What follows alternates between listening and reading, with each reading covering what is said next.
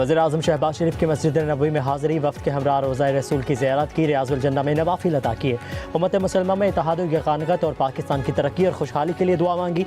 वज़ीर-ए-आज़म और वफ़द के लिए ख़ुसूसी तौर पर रियाज़ुल जन्नह के दरवाज़े खोले गए।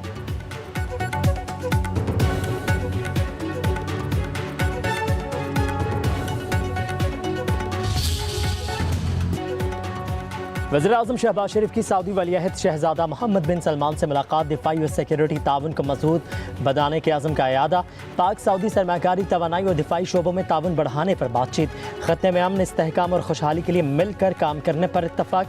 वज़ीर-ए-आज़म ने अहम शोबों में सरमाकारी बढ़ाने के लिए सऊदी अरब के अज़म को सराहा। शहज़ादा मोहम्मद बिन सलमान का सऊदी अरब में पाकिस्तानी कम्यूनिटी की नुमाया खदमात का एतराफ़। Army chief general Syed Asim Munir भी मुलाकात में मौजूद थे। सोशल मीडिया पर वज़ीर-ए-आज़म शहबाज शरीफ ने पैगाम में लिखा, सऊदी अरब के पाकिस्तान से मुसलसल ताउन पर वलीअहद के मशकूर हैं। दोस्ताना ताल्लुकात और खुशहाली के लिए मुश्तरका विजन की बदौलत बाहमी ताल्लुकात मुस्तहकम हो रहे हैं। मजबूत दो तरफा ताल्लुकात बाहमी इक़्तिसादी शराकतदारी में तब्दील हो रहे हैं। मशरिक़ वस्ता यूक्रेन में अमन के लिए सऊदी अरब का किरदार काबिल सत्ताइश है।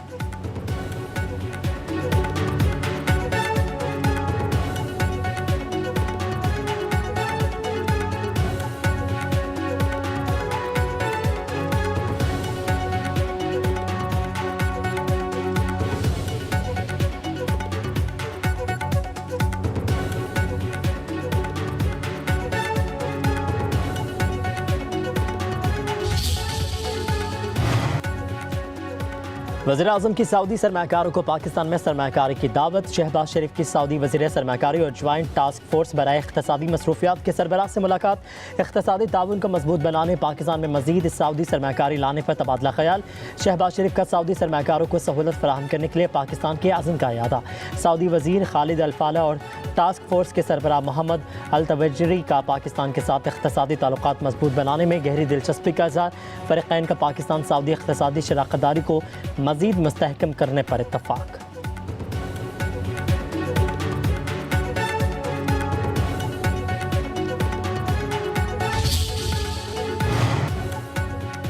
सोशल मीडिया पर मनफी प्रोपेगेंडा मुहिम में पीटीआई के मुलविस होने के होशरुबा इंकशाफात सामने आ गए। जीआईटी ज़राए के मुताबिक पीटीआई अफराद से दौरान तफ्तीश जीआईटी ने इश्तिहार अंगेज़ मवाद इकट्ठा किया। ज़राए का कहना है ये मवाद पीटीआई क़यादत की रियासत मुखालिफ सरगर्मियों और प्रोपेगेंडे का सबूत है।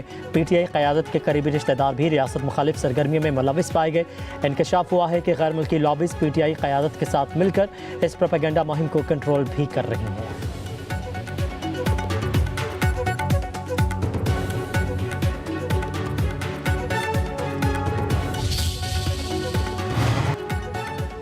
सोशल मीडिया पर मनफी प्रोपेगेंडा, अलीमा खान समेत 17 अफराद को दोबारा तलब कर लिया गया। जीआईटी का आज पेश होने का हुक्म। फिरदौस शमीम नकवी, खालिद खुर्शीद खान, मियां असलम इकबाल, हमाद अज़हर, ओनबास, वक़ास अकरम, जुल्फ़ी बुखारी और दीगर को बुलाया गया। आईजी इस्लामाबाद की सरबराही में कमेटी तहक़ीक़ात कर रही है।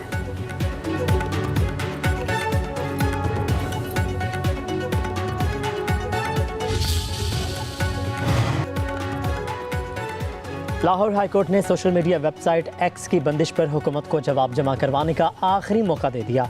चीफ जस्टिस ने रिमार्क्स दिए कि इसके बाद काबीना सरबराह को तलब करेंगे।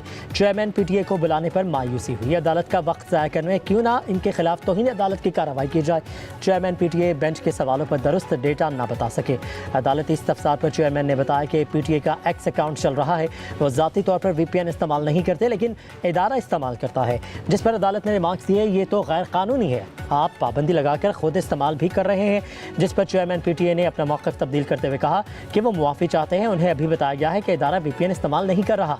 चीफ जस्टिस ने बरहमी का इजहार करते हुए कहा कि आपको खुद नहीं पता और इतना बड़ा बयान दे गए, आप यहाँ क्या लेने आए हैं।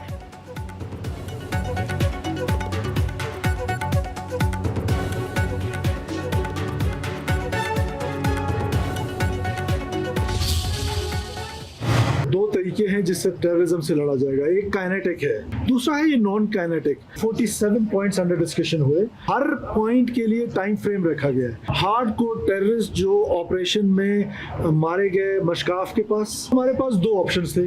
एक ये कि हम उन लाशों को वहीं पर छोड़ देते, हमारी कानूनी जिम्मेदारी थी कि हम उन लाशों को वापस लेकर आए, उनका DNA कराएं और पता चले कि कौन लोग थे ये जो रियासत पाकिस्तान से लड़ रहे थे। अगर हम उन लाशों को वहां छोड़ दें तो मिसिंग पर्सन्स की लिस्टों में और इजाफा हो जाना है।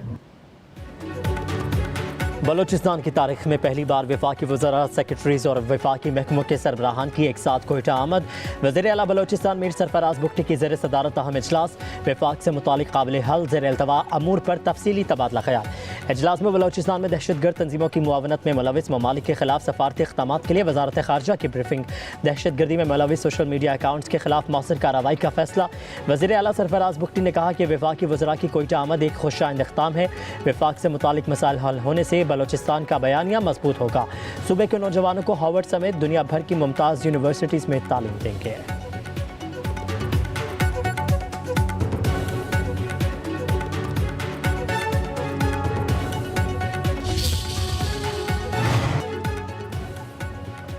अफगान महाजरीन की मुल्क बदरी की डेडलाइन बरकरार है। वीज़ा लेकर पाकिस्तान आने वाले अफगान बाशिंदों को खुशामदीद कहेंगे। तर्जमान दफ्तर खारजा शफकत अली खान की हफ्तावार ब्रीफिंग। कहते हैं पाकिस्तान और अमेरिका कई मामलात में राबते में है। सफरी एडवाइजरी का जारी होना किसी भी मुल्क का अपना मामला है। वीज़ा पाबंदियों की खबरों में कोई सदाकत नहीं। अमेरिकी महकमा खारजा कयास आराई करार दे चुका है। भारतीय वज़ीर आज़म नरेंद्र मोदी के पोस्ट कार्ड में लगाए गए इल्ज़ामात बेबुनियाद करार। तर्जमान दफ्तर खारजा ने कहा कि दूसरों पर इल्ज़ामात लगाने से पहले भारत अपनी टारगेट किलिंग देखे। शफकत अली खान का पाकिस्तानियों के इजराइल जाने पर लाइल्मी का इजहार। बोले मालूमात इकट्ठी की जा रही हैं, सूरत हाल वाज़ेह होने पर तबसरा किया जा सकेगा।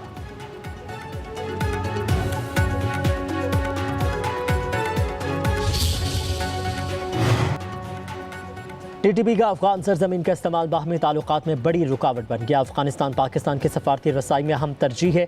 वज़ीर ख़ारजा इसहाक डार का कौमी असम्बली में वक्फ़े सवालात के दौरान तहरीरी जवाब। कहा कि पाकिस्तान भारत से कश्मीर समेत तस्फिया तलब मसाइल के हल के लिए नतीजा खेज़ मुज़ाकरात कर रहा है। भारत बातचीत बढ़ाने के लिए साजगार माहौल पैदा करे। पेट्रोलियम मसनूआत पर आज टैक्सेस की तफसीलात कौमी असम्बली में पेश। वज़ीर ममलिकत अली परवेज़ मलिक ने बताया कि पेट्रोल और डीजल पर 10% कस्टम ड्यूटी ली जा रही है। पेट्रोलियम मसनूआत पर सेल्स टैक्स आयद नहीं है।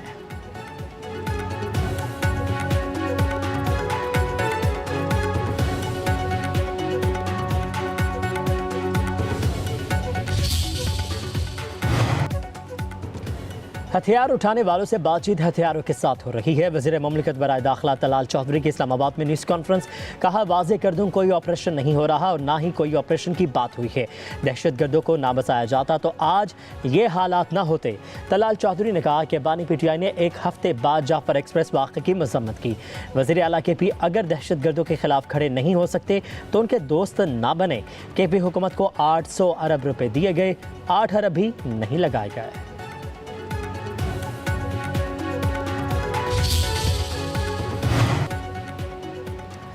बानी पीटीआई से मुलाकात केस की कॉज लिस्ट मनसूख होने पर तौहीन अदालत का केस जस्टिस एजाज इसहाक ने रिमार्क्स दिए।